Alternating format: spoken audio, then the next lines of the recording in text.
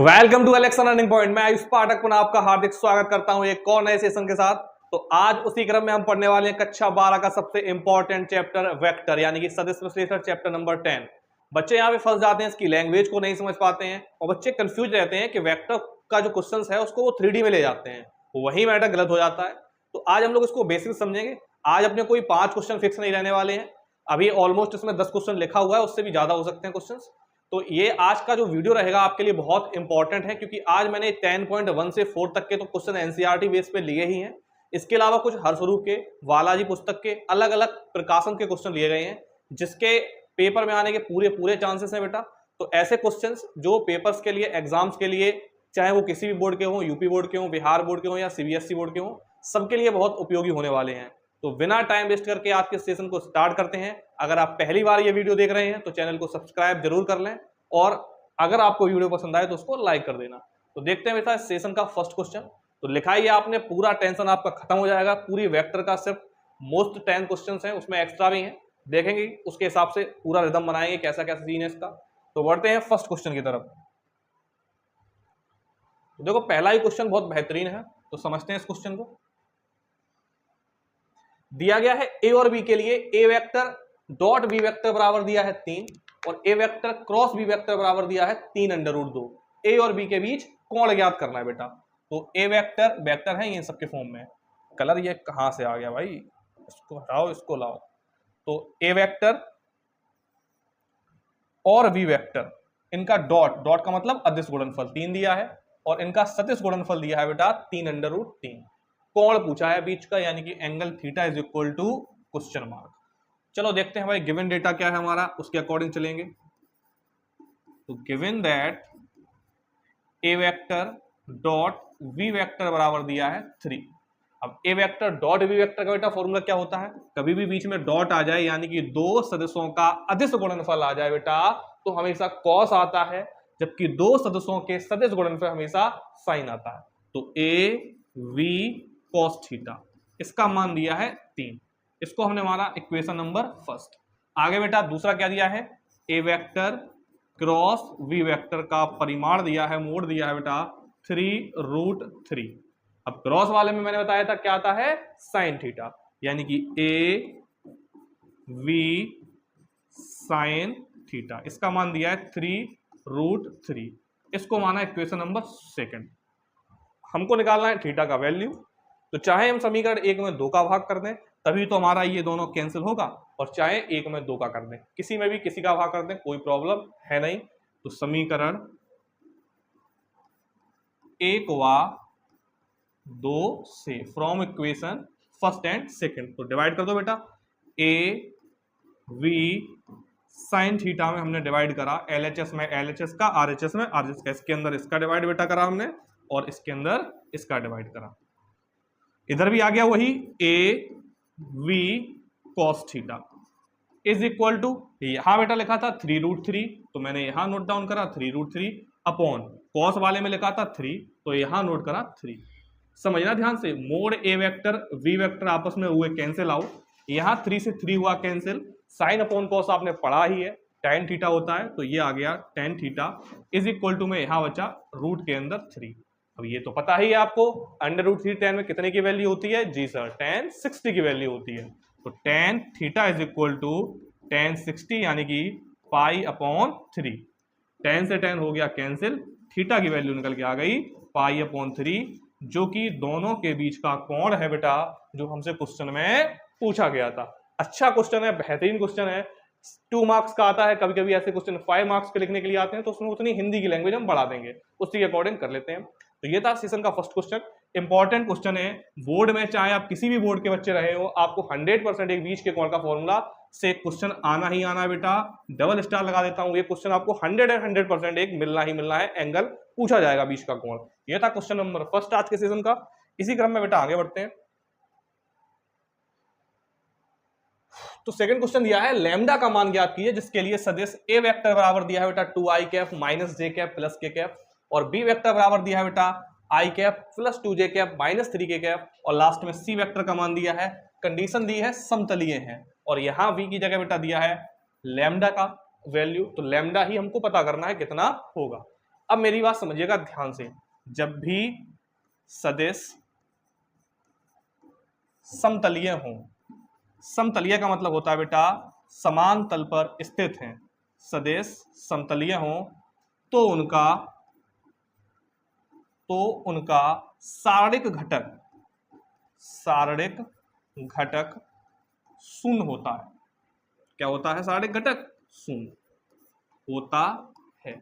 यानी कि इसको हम सारणिक फॉर्म में लिखेंगे, उसका इज इक्वल टू परिमाण के बराबर 0 रख देंगे तो हमारे पास वैल्यू निकल आएंगी। कैसे लिखना है सर? ऐसे लिखना है, सारणिक मोड फॉर्म में लिखा हमने, तो इसके गुणांक लिखे हमने i j k के अलग अलग। तो यहाँ है 2 माइनस 1, यहां से तुलना करा रहे बेटा, ठीक है।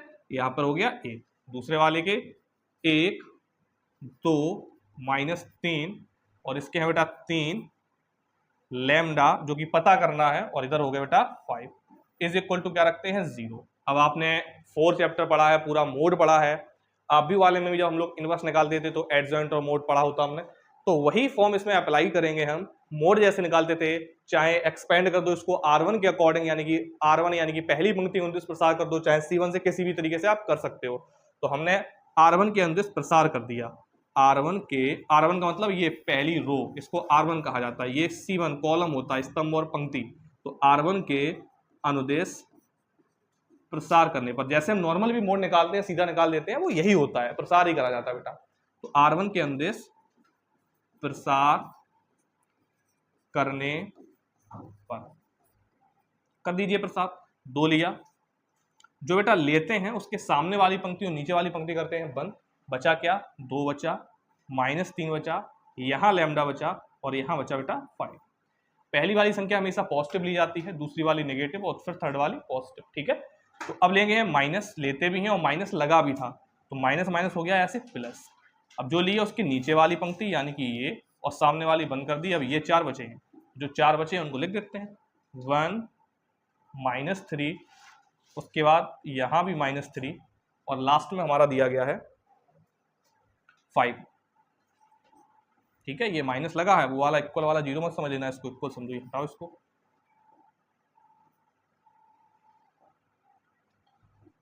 -3, ठीक है। लास्ट वाला प्लस का लिया जाता है, तो प्लस का 1 लिया हमने, जो लिया जाता है उसका सामने वाला और नीचे वाला कर देते हैं बंद। अभी बेटा ये 4 बचे हमारे, इनको लिख लिया हमने, 1 2 -3 और लास्ट में है लैम्डा। इसको बेटा सॉल्व कर लेंगे, सॉल्व करना बहुत आसान है। तो 2 क्रॉस मल्टीप्लाई कराया जाता है, 5 का 2 में गुणा किया बेटा, 5 दूनी 10 आया, बीच में हमेशा माइनस ही लगाना है, और लैम्डा का 3 में करेंगे तो 3 लैम्डा, लेकिन माइनस लगा भी है, फॉर्मूले में होता है, और माइनस दिया भी गया था, तो माइनस माइनस हो गया प्लस का 3 लैम्डा, ठीक है। इज इक्वल टू में चल रहा हमारा 0, जो कि होता ही है। फिर प्लस का 1, फिर क्रॉस मल्टीप्लाई, इसका इसमें गुणा, क्रॉस मल्टीप्लाई करा देते हैं, 5 एकम 5, बीच में हमेशा क्या लगाएंगे बेटा? -3 का -3 में किया तो पहले से प्लस हो गया, माइनस माइनस प्लस, यानी 3 का 9, ये माइनस तो फॉर्मूला वाला है, इस माइनस का इस माइनस से मल्टीप्लाई किया तो प्लस आया, लास्ट में है प्लस का 1, और ये ब्रैकेट में क्या है बेटा?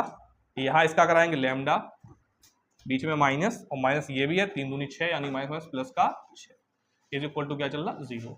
सॉल्व कर लीजिए, 2 का अंदर मल्टीप्लाई, 20 प्लस 6 लैम्डा, 5 में से 9 हो गया -4, तो -4 का 1 में करेंगे बेटा तो माइनस के 4 ही आ गए, और प्लस 1 का करेंगे तो लैम्डा प्लस 6 बराबर 0।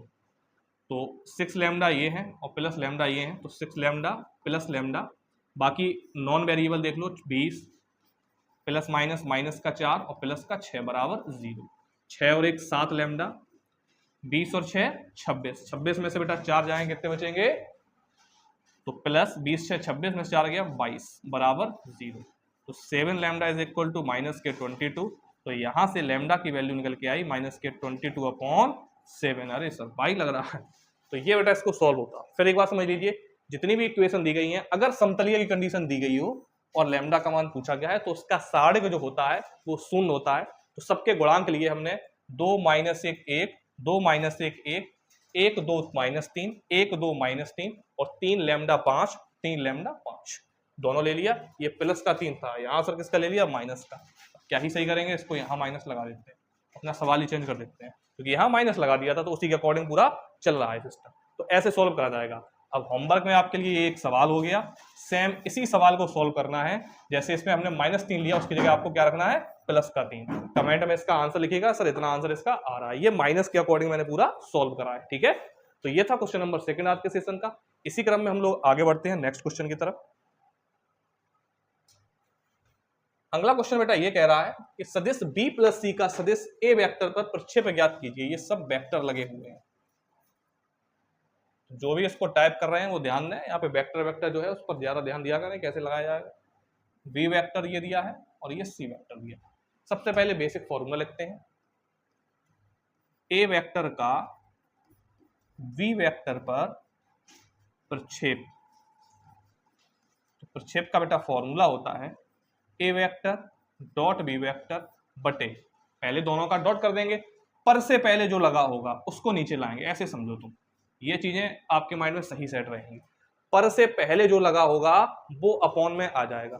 अगर पर से पहले उल्टा लिखा होता बी वेक्टर का ए वेक्टर के सापेक्ष, तो ऊपर तो सेम ही रहेगा as it A vector dot B vector, वहां तो डॉट ही करना है। लेकिन अपॉन में बच्चे भूल जाते हैं, सर ए वेक्टर कब आएगा, बी वेक्टर कब आएगा।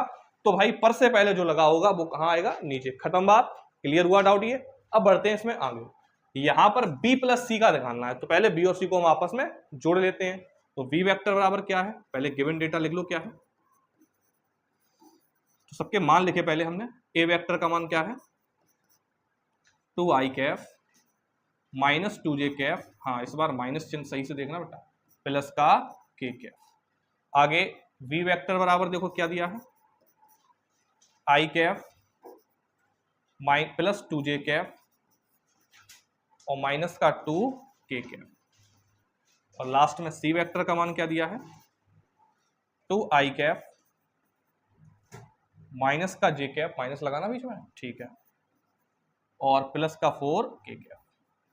तो हमको प्रक्षेप निकालना है, लेकिन उसके लिए a की जगह इन्होंने b + c दे दिया और a अलग दिया, ये a के साथ निकालना है। तो b + c को पहले जोड़ लेते हैं। तो b vector plus c vector, तो b वेक्टर का मान ये, c का ये, जोड़ा सीधा सीधा जाता है। a का i 2i कितना हो गया बेटा, 3i कैफ, +2j में से -1 जा रहा, प्लस माइनस माइनस होता है, तो माइनस के j कैफ और प्लस के 2k कैफ, क्योंकि प्लस के 4 में से 2 करेंगे जब जोड़ेंगे भी तो प्लस का ही 2 आएगा, क्योंकि प्लस का डिजिट बड़ा है। तो इस पूरे को आ गया ये निकल के, इसको हमने डी वेक्टर मान लिया, माना इनका जो योगफल है उसको क्या मान लिया, डी। आप पूरा यही लिख सकते हैं b + c, उसमें भी कोई प्रॉब्लम है नहीं। 3i - j + 2k।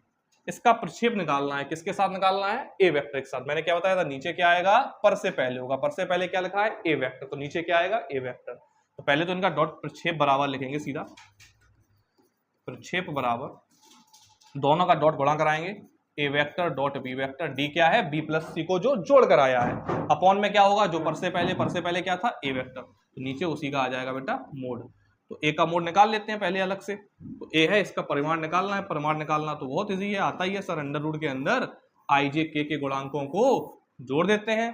तो i का गुणांक क्या है, 2, 2 का वर्ग 4, j का गुणांक तो -2 का भी वर्ग +4, और c का गुणांक यानी कि k का गुणांक क्या है, 1, 1 का वर्ग 1, तो 4, 4, 8 और 1 9, जो कि बाहर आएगा बेटा 3। ये निकल आया था मोड का मान। अब दोनों का करा दो डॉट गुणा। तो ए वेक्टर का मान रखा पहले हमने, 2i कैफ -2j कैफ और प्लस का k कैफ, बीच में डॉट लगाया भाई, डॉट लगाया। डी वेक्टर यानी कि जो दोनों को जोड़ने के बाद आया था, 3i कैफ -j कैफ और प्लस का है 2k कैफ, अपॉन में बेटा मोड ए का, वो हम लोग अभी निकाल ही चुके हैं, कितना आया था 3। डॉट गुणा कराना बहुत इजी होता है, i के गुणांक का i में मल्टीप्लाई, j के गुणांक का j में मल्टीप्लाई और k के गुणांक का k में मल्टीप्लाई। तो बेटा 2 का कराएंगे सीधा 3 में, 3 दूनी 6, i का i में कराते हैं, i डॉट i का मान 1 होता है, इसलिए वो 6 ही रहेगा। फिर इसका इसमें मल्टीप्लाई कराया, -2 का -1 में, तो माइनस माइनस, प्लस का 2 एकम 2 और +1 का 2 में कराएंगे, तो 2 एकम 2 बटे में 3, तो 6, 2, 8 और 2 10 बटे 3, इसका प्रक्षेप आया 10 बटे 3। ये हो गया इसका आंसर। तो ये था अगला क्वेश्चन। अच्छा लगा होगा क्वेश्चन आपको, प्रक्षेप वाला क्वेश्चन इंपॉर्टेंट है, ये मैंने लाइन बताई है, इसको बेटा माइंड में अपने सेट करके रखना। तो ये था क्वेश्चन नंबर 3। इसी क्रम में आगे बढ़ते हैं, देखते हैं नेक्स्ट क्वेश्चन क्या है। क्वेश्चन नंबर 4 कुछ इस प्रकार दिया है कि सदिश विधि से त्रिभुज का क्षेत्रफल ज्ञात कीजिए। तो यहाँ देखो त्रिभुज का क्षेत्रफल या चतुर्भुज का क्षेत्रफल, ये दो मैं क्वेश्चन बता रहा हूँ, इसमें भी एक 100% क्वेश्चन आना ही आना है।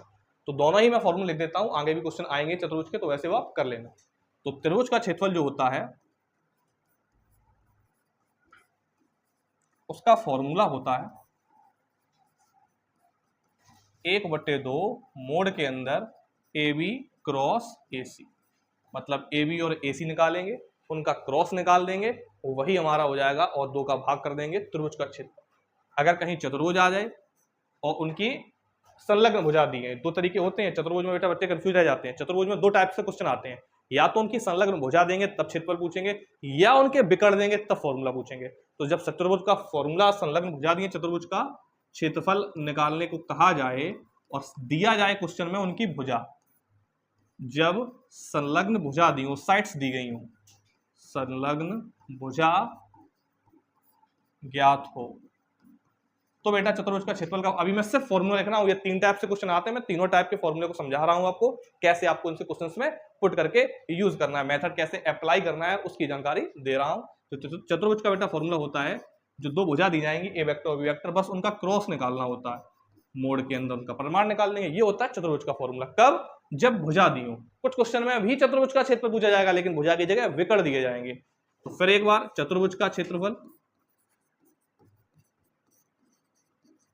जब विकर्ण ज्ञात हो, विकर्ण दिए हों, डायगोनल दिए गए होंगे, विकर्ण ज्ञात हो, तब बेटा फॉर्मूला लगाते हैं हम लोग 1/2 d1 क्रॉस d2, मतलब करना हर बार क्रॉस ही है, विकर्ण का गुणनफल निकाल लेंगे, मोड निकाल के 2 का भाग, ये निकाल लिया, सबके लास्ट में मात्रक लिखना है क्षेत्रफल के साथ वर्ग इकाई, यहां भी वर्ग इकाई, इसमें भी वर्ग इकाई, और लास्ट में भी वर्ग इकाई। अलग अलग कंडीशन की 3 कंडीशन समझाएंगे मैंने आपको, कॉपी पेन लेके बैठिएगा, तीनों कंडीशन को लिखिएगा। एक सवाल आप कहेंगे सर जरूर आया पेपर में, यहां से आपका छपेगा एक क्वेश्चन, पहला त्रिभुज का क्षेत्रफल अलग अलग कोण निर्देशांक दिए जाए, चाहे सीधा फॉर्म में दिया जाए तो ये, दूसरा चतुर्भुज का क्षेत्रफल, उसमें ए और बी के मान दिए जाएंगे, मतलब भुजा दी जाएंगी, तब ये फॉर्मूला लगाएंगे बेटा। लास्ट में फिर चतुर्भुज का क्षेत्रफल, लेकिन अब भुजा की जगह विकर्ण दिए जाएंगे, तो बच्चे क्या करते हैं, विकर्ण वाले में यही फॉर्मूला लगा देते हैं, या ये अगर दिमाग में सेव कर लिया तो वो भुजा को देखते हैं ये लगा देते हैं। तो हमको ध्यान देना है क्वेश्चन में, अगर भुजा की बात कर रहा है तो ये फॉर्मूला लगाएंगे, अगर विकर्ण क्वेश्चन में दे रखा है तो ये वाला फॉर्मूला। अब आपके माइंड में सेट हुआ होगा, एक क्वेश्चन 100% आपको इससे पेपर में छपने ही वाला है, तो ये तीनों उसकी प्रोसेस मैंने बता दी। अब बिना टाइम वेस्ट करे इस क्वेश्चन को हम सॉल्व करते हैं। तो अभी इसमें इसका कोई काम नहीं है, ये भी समझाने के लिए मैंने यूज किया था, इसको हटा देता हूं। तुम भी जाओ बेटा घर पे, तुम भी जाओ घर पे। तो ये था हमारा फॉर्मूला। अब उसके लिए चाहिए क्या, सबसे पहले ये निर्देशांक दिए हैं, इसको वेक्टर फॉर्म में लिखते हैं। कैसे लिखा जाएगा, एक निर्देशांक दिए तो इसको ओ ए वेक्टर मान लिया हमने। अब ये वेक्टर फॉर्म में आएगा 1 1 2, मतलब आई कैफ, एक आई कैफ, ये आई कैफ एक ही बात है, प्लस जे कैफ, और फिर 2 था यानी कि 2 के कैफ, चिन्ह सहित ले लेंगे बेटा। ऐसे दूसरा मान ओ बी वेक्टर का, ये हम लोग मान रहे हैं, यहाँ लेट लिख सकते हैं। ओ बी वेक्टर का मान 2 3 5 है, यानी कि 2 आई कैफ प्लस 3 जे कैफ और प्लस का 5 के कैफ, और तीसरा सी वेक्टर यानी कि ओ सी वेक्टर। ओ सी मानने से क्या होता है, वो एक निर्देशांक मान लेते हैं, जिससे वेक्टर फॉर्म में आसानी से कन्वर्ट हो जाए। एक आई कैफ है, यानी कि एक क्या ही लिखोगे, सीधा लिख देते हैं, आई कैफ प्लस 5 5 यानी कि 5 जे कैफ और प्लस 5 के कैफ। सर इसमें तो ए बी ए सी है, अब ए बी ए सी कैसे निकालेंगे बेटा, तो इसको घटक कहा जाता है। कैसे निकालेंगे, देखो हमको यहाँ से पता चली फॉर्मूले से ए बी चाहिए और ए सी चाहिए, तो ए बी कैसे निकाला जाएगा, घटक कैसे निकाले जाते हैं बेटा, इसको घटक कहते हैं। तो बी में से एक घटा देते हैं, पीछे में से आगे वाला करना है माइनस, ऐसे घटक निकलता। तो बी मतलब ओ बी और ये क्या है ओ ए। तो ए बी निकालने के लिए हम क्या करेंगे, ओ बी माइनस ओ ए। किसी का भी घटक निकाले, जैसे हमने निकाला बी सी का सर घटक बताओ, तो सी में से भी घटा दो, ओ सी माइनस ओ बी। तो ऐसे हम घटक किसी का भी आसानी से निकाल सकते हैं। तो ओ बी में से ओ ए घटाना है, इसमें से ये घटाना है, घटा दो, 2 में से एक गया आई कैफ, 3 में से एक गया 2 जे कैफ और 5 में से 2 गया बेटा 3 के कैफ, निकल आया। फिर ए बी का मान निकल आया ये हमारा। अब हमको क्या चाहिए, ए सी। ए सी निकालेंगे, तो ए सी बताओ क्या निकालेंगे, सी में से ए को घटाकर, सी का मतलब ओ सी वेक्टर और माइनस ओ ए वेक्टर। अब सी में से ए घटाना है, आई में से घटाना है आई, आई में से आई आएगा बेटा क्या बचेगा 0, तो 0 आई कैफ। 5 में से एक जाएगा बेटा 4 जे कैफ और 5 में से 2 जाएगा बेटा 3 के कैफ। तो यहां से हमने ए बी वैक्टर और ए सी वैक्टर के वैल्यू निकाल लिए। अब उनका चाहिए हमको क्रॉस यानी कि गुणनफल, वो भी सदिश वाला। सदिश गुणनफल निकालेंगे, फिर उसका निकालेंगे मोड, तब हमारा बनेगा। तो सदिश का मैंने निकलवाया था आपको पहले भी, कैसे निकाला जाता है, आई लिया, जे लिया, के लिया। सबसे पहले दोनों के गुणांक ले लेते हैं। तो ए बी वाले के गुणांक ये थे 1 2 3, लिखा है 1 2 3। आई के नीचे आई का गुणांक यानी कि 1, जे के नीचे जे का गुणांक यानी कि 2, के नीचे के का गुणांक यानी कि 3। ऐसे ही ए बी का आया। अब ए सी के लिखने हैं। ए सी क्या निकले थे 0 4 और लास्ट में है 3, लिखा बेटा। अब इसको सॉल्व कर लेते हैं, वही प्लस माइनस वाला प्रोसेस रहता है हमारा। फर्स्ट वाला प्लस आई कैफ लिया, जो लेते हैं नीचे वाला बंद, ये बंद ये बंद, 3 का 2 में करा बेटा 6, बीच में माइनस 4 दिया 12। दूसरा वाला जे माइनस का लिया जाता है, माइनस का ले लिया हमने, नीचे वाला वन ये वाला वन, 3 एकम 3, माइनस 0 का 3 में करेंगे बेटा 0 आएगा। लास्ट में बेटा लिया के वाला, जो लेते हैं नीचे वाला बंद हो जाता है, नीचे वाला बंद हो गया, ये 4 बचे, 4 एकम 4 और ये तो हो गया 0। निकल के आया हमारा ए बी क्रॉस ए सी का मान 6 में से 12 गया बेटा माइनस का 6 आई कैफ, माइनस का 3 जे कैफ और प्लस का 4 के कैफ, क्योंकि 0 से सब्ट्रैक्ट करेंगे तो वही चीज आ जाएगी। ये निकला ये, लेकिन हमारे फॉर्मूले में इसका परिमाण निकालना है, मोड निकालना है। मोड का तरीका मैंने अभी आपको बताया था। मोड निकालने का सबसे बेस्ट तरीका क्या है, वही एक तरीका ही होता है, अंडर रूट के अंदर सभी जो आई जे के हैं इनके गुणांकों के वर्गों को जोड़ दें। ये तो क्रॉस निकला। अब हम निकालते हैं इसका mod, A B cross A C. तो अंडर रूट के अंदर आई जे के गुणांकों को जोड़ दो, यानी कि -6 का वर्ग प्लस -3 का वर्ग प्लस 4 का वर्ग। और ये आपको पता है माइनस का वर्ग प्लस ही आता है। 6 का वर्ग 36, 9, 4 का वर्ग 16, जोड़ा भाई सबको, 36 और 9 45, 45 और 16 61, 45 6 51 और 10 61। तो अंडर रूट के अंदर क्या है बेटा 61। फॉर्मूला पता है आपको। तो त्रिभुज का अभीष्ट क्षेत्रफल बराबर, त्रिभुज का अभीष्ट क्षेत्रफल बराबर, फॉर्मूला क्या था 1/2 रूट के अंदर ए बी क्रॉस ए सी। तो 1/2 रूट के अंदर पूरा सॉल्व करा, कितना निकल के आया था, रूट के अंदर 61, तो रूट 61 मात्रक वर्ग इकाई। तो यहाँ लिखा बेटा वर्ग इकाई। बच्चे जल्दी में मात्रक नहीं लिखते हैं, 1 नंबर कट हो जाता है बेमतलब का। अच्छा क्वेश्चन था बेटा, 2 नंबर में आता है, 5 नंबर में भी आता है। तो उसी पैटर्न से आप करेंगे। ऐसे क्वेश्चन आप ज्यादा से ज्यादा प्रैक्टिस करें और अच्छी आपको प्रैक्टिस हो जाएगी। तो ये था आज के क्वेश्चन का 4th क्वेश्चन आज के सेशन का। अच्छा समझ में आया होगा आपको, फीडबैक जरूर दिया करें, हाँ सर अच्छा समझ में आया। तो ये था क्वेश्चन नंबर 4। इसी क्रम में बेटा आगे बढ़ते हैं। वीडियो को रोक लिया करें, जहां तक लग गया रोक लो, आगे सॉल्व करो, बनना कि नहीं बनना। कोई डाउट्स आ रहे हैं, कुछ चीजें प्रॉब्लम्स कर रही हैं, तो आप कमेंट में लिख सकते हो उसको। ऐसे मोबाइल पकड़ के देखने से आप होशियार नहीं हो जाएंगे, ना ही आपकी अच्छी प्रैक्टिस होगी। इसके लिए आपको पेन कॉपी पकड़नी ही पड़ेगी और ज्यादा से ज्यादा रिवीजन करना पड़ेगा। ये नहीं यहाँ एक देखा, वीडियो को बढ़ा दिया, लास्ट तक पहुंच गए, ये टाइम पास नहीं करना बेटा। ये टाइम पास करके कुछ नहीं होने वाला, ना मेरा कुछ जाएगा, ना आपके आसपास जो बच्चे उनका कुछ जाएगा। वो तो अपना दिन रात मेहनत कर ही रहे हैं, आप उनसे पीछे हो रहे हैं। अगर आपको अपने सपने सही करने, अपने माता पिता के साथ आपको धोखा नहीं करना है, तो अच्छे से वीडियो को रोक रोक कर पूरा पढ़िएगा। मैं नहीं कह रहा हूं आप यहां से पढ़िए, कहीं से भी पढ़ें, आप बोर्ड के लिए आप अच्छा प्रयास करें, आपको जहां अच्छा बेहतर समझ आए वहां से पढ़ें। लेकिन बहुत कम समय बचा है, दिन रात एक कर दीजिए। आपको टॉपर्स की सूची में आना है, उन साथ जुड़ना है, टॉपर्स के साथ। नए अगर अच्छे मार्क्स लेके आने हैं, कुछ अलग ऊर्जा के साथ पढ़ाई करनी है, या अपने माता पिता के सपनों को साकार करना है, तो दिन रात एक कर दें। कहीं से भी पढ़ें, आप बुक से कैसे भी पढ़ें, कोई फर्क नहीं पड़ता। फर्क पड़ता है तो आपकी पढ़ाई सही समय पर सही स्ट्रेटजी अगर आप फॉलो नहीं करेंगे, तो आप हमेशा पीछे ही रहेंगे, अपने जो आसपास के और लोगों से पीछे ही रहेंगे। उससे आगे बढ़ने के लिए आपको प्रैक्टिस बहुत ज्यादा चाहिए। मैथ एक ऐसा सब्जेक्ट है बेटा जो प्रैक्टिस पर डिपेंड करता है। आप मैथ को कोई चैप्टर, जैसे ये चैप्टर है, आपको वेक्टर बहुत अच्छा आने लगा, सपोज की एज्यूम कर लीजिए आपको बहुत अच्छा आने लगा, अगर आप ये 1 महीने तक ना चलाएं और चैप्टर पढ़ते रहें, तो आप ये भी बोलने लगेंगे, क्योंकि प्रैक्टिस की कमी है, लैक ऑफ प्रैक्टिस। तो बेटा प्रैक्टिस बहुत अच्छी करें, इसके लिए आपको दिन रात एक करके अच्छे से बेहतर पढ़ाई करनी है। इसी सेशन बढ़ते बेटा, अगला क्वेश्चन क्या है। तो अगला क्वेश्चन ये दिया गया बेटा कि ए वेक्टर बराबर दिया है लैम्डा आई कैफ। तो क्या, तो यहां बेटा ए वेक्टर दिया गया है, तो गिवन डेटा लिखते हैं पहले क्या क्या दिया गया है। तो ए वेक्टर का मान दिया है लैम्डा आई कैफ, लैम्डा की वैल्यू पूछी गई है इस क्वेश्चन में, ठीक है, याद रखना। लैम्डा आई कैफ प्लस 4 जे कैफ और प्लस का 3 के कैफ। इसी क्रम में वी वेक्टर का मान दिया गया है 4 आई कैफ प्लस 2 जे कैफ और प्लस का 4 के कैफ। कंडीशन दी है परस्पर लंबवत हो। तो इसके लिए क्या है कंडीशन बेटा, जब ए वेक्टर तथा वी वेक्टर परस्पर लंबवत होते हैं, कैसे होते हैं बेटा, लंबवत होते हैं, तो उनका अदिश गुणनफल यानी कि डॉट, अदिश का मतलब डॉट, सदिश का मतलब क्रॉस, अदिश गुणनफल 0 होता है, यानी कि ए वेक्टर डॉट बी वेक्टर का मान क्या होगा, 0।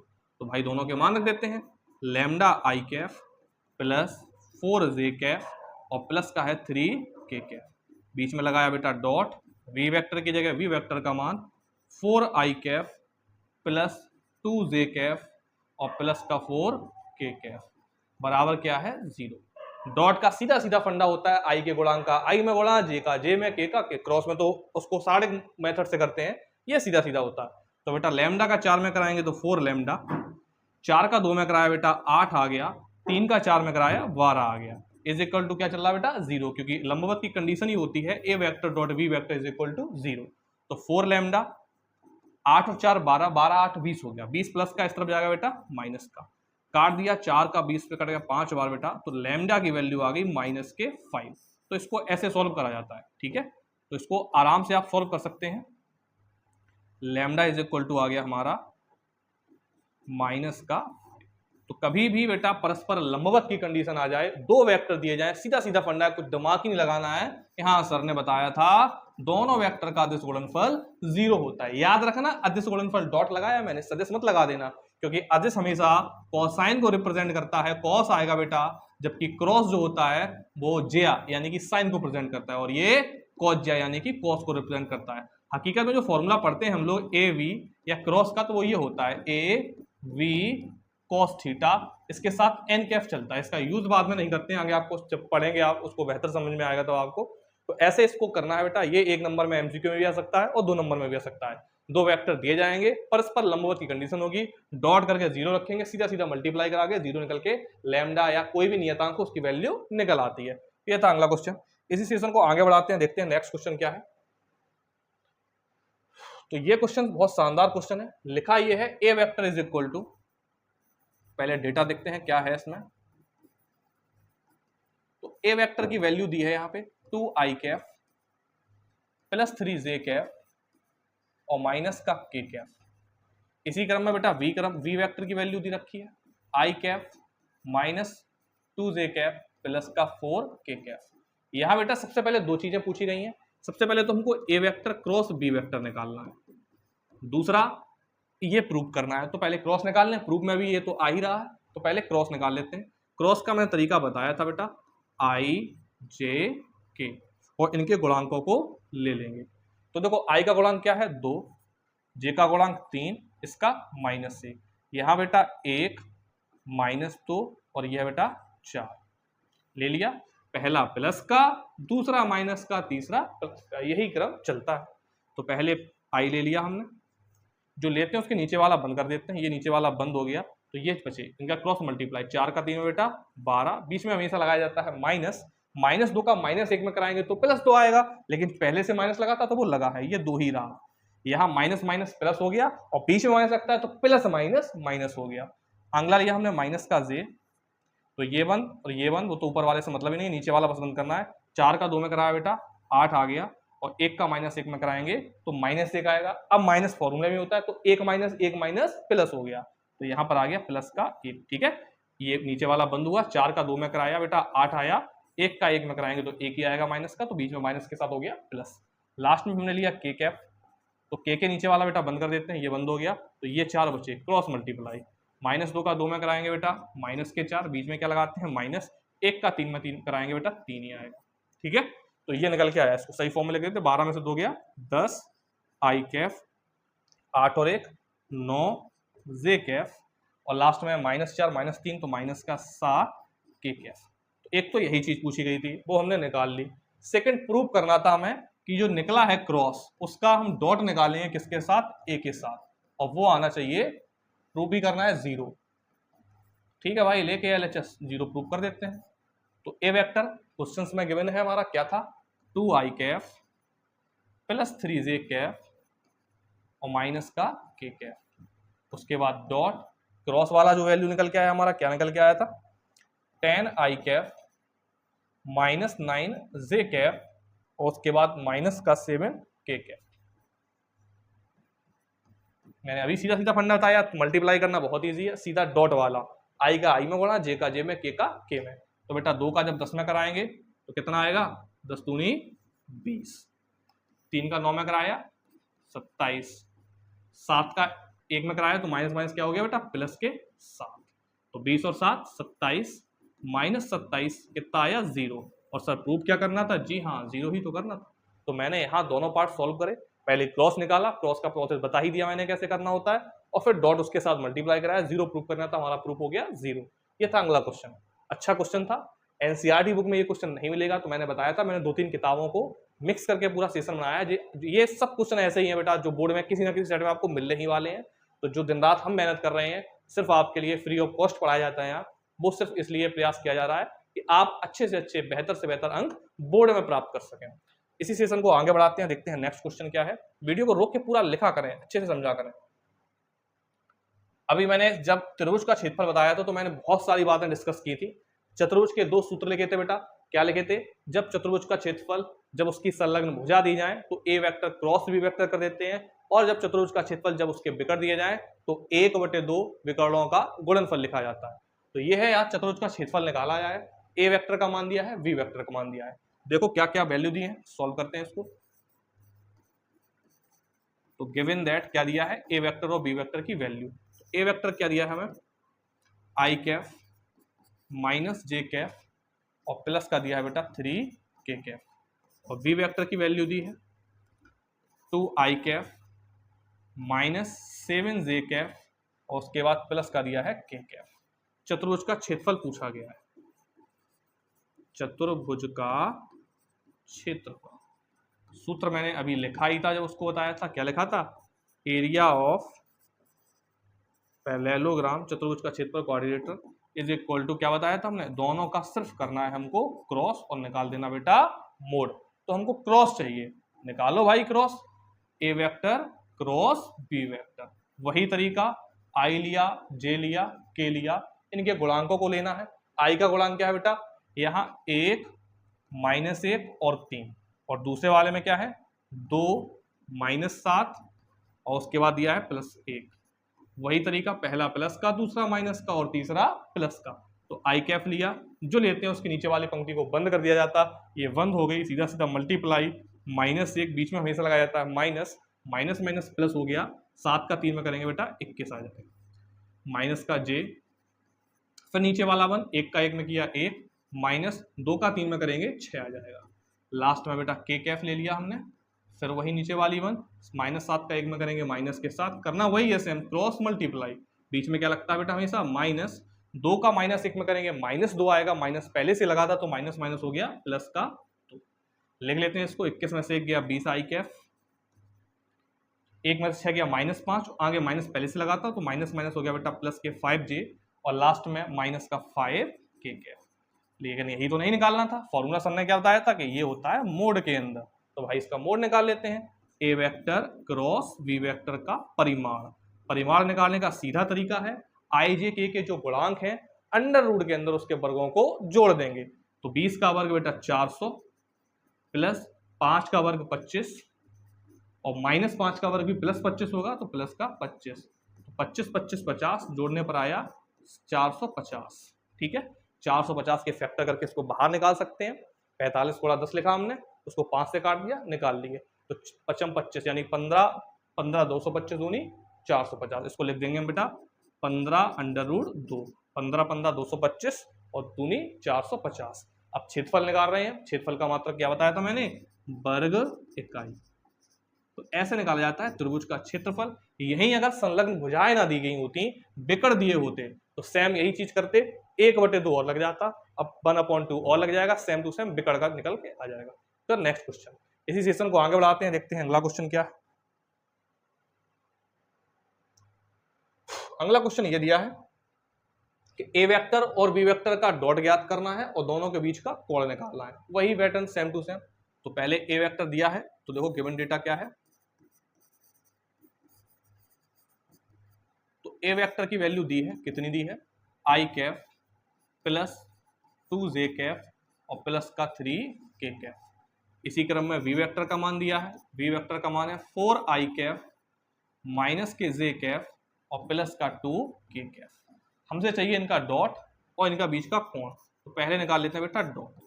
डॉट निकालने का सीधा सीधा तरीका मैंने बताया था, पहले a वेक्टर का मान लिखा i plus 2j plus 3k, बीच में लगाया बेटा डॉट, b वेक्टर का मान लिखा 4i माइनस j और प्लस का 2k। मल्टीप्लाई करा दो भाई डॉट वाले में, तो 4 का 1 में कराया 4, 2 का माइनस 7 में कराया -2 और 3 का 2 में कराया 6। 6 4 10 में से 2 गया 8, तो ये तो आया इनका डॉट अदिश गुणनफल। 6 4 10 में से 2 गया 8 आ गया। फिर इनके बीच का कोण भी निकालना है, तो वही फॉर्मूला a डॉट b का, a b cos theta. Dot वाले में हमेशा बेटा क्या आता है cos theta. a dot b हम लोग निकाल चुके हैं, कितना निकला था a डॉट b का मान 8। a का परिमाण निकालो, a ये दिया क्या है, इसका परिमाण निकाल लो, तो a का परिमाण यहाँ निकाल लेते हैं हम। परिमाण निकालने का तरीका क्या बताया था, अंडर रूट के अंदर i j k के गुणांकों के वर्गों को जोड़ देते हैं। i का गुणांक 1 है, 1 का वर्ग 1, 2 का वर्ग 4, इसी क्रम में 3 का वर्ग 9, 9 4 13 और 1 14, अंडर रूट के अंदर आया 14। फिर फॉर्मूले में v का भी आया, तो v भी निकाल लेते हैं बेटा परिमाण इसका। तो v वेक्टर का मान कहाँ है, ये रहा सर। 4 का वर्ग बेटा 16, बीच में प्लस लगाते हैं, -1 का वर्ग प्लस ही 1 आएगा, बीच में प्लस लगाते हैं, और 2 का वर्ग होता है सर 4, तो 16 4 20 और 1 21 आ गया बेटा, अंडर रूट 21। सबकी वैल्यू निकल आई, रख देते हैं इसमें भाई। ये इसका फॉर्मूला है बीच के कोण का, मैंने अभी बताया था आपको। तो a का परिमाण कितना निकला था, अंडर रूट 14, b का परिमाण कितना निकला था, under root 21 into cos theta. तो 8 ये दोनों डिवाइड में आ जाएंगे, रूट 14 और root 21 equal to cos theta. थोड़ा और सॉल्व कर सकते हैं, 8 बटे इसको लिख सकते हैं एक ही साथ लिख दे दोनों को, 14 को लिख दिया हमने 7 दूनी 14, 21 को लिख दिया 7 दिया 21 बराबर कॉस थीटा।